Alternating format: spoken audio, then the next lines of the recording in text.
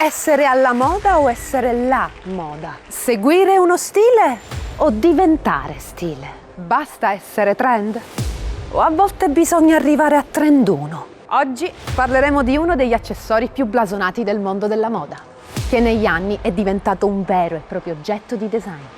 Stiamo parlando do penzone per i capetti.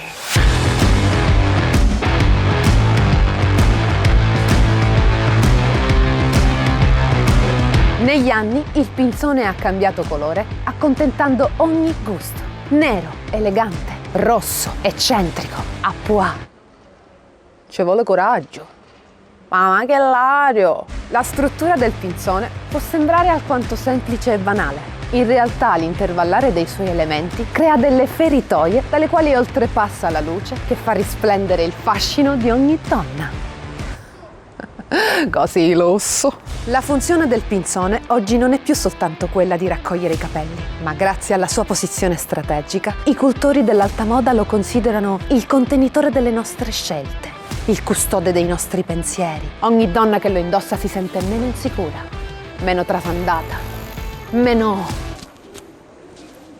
confusa. Da semplice accessorio ad oggetto di culto, negli anni il pinzone è diventato un vero e proprio punto di riferimento.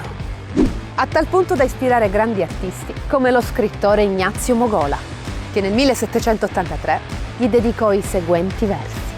Donna, si bella, dolce, sinuosa, ma con lo penzone in testa, si tutta un'altra cosa. Anche la medicina strizza l'occhio al pinzone.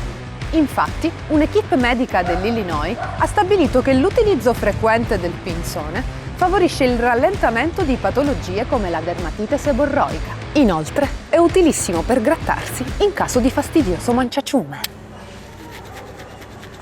Noi donne conosciamo già il valore immenso di questo oggetto, ma voi uomini da oggi tenete bene a mente. Un diamante è per sempre, ma o penzone, manco cucchiaina.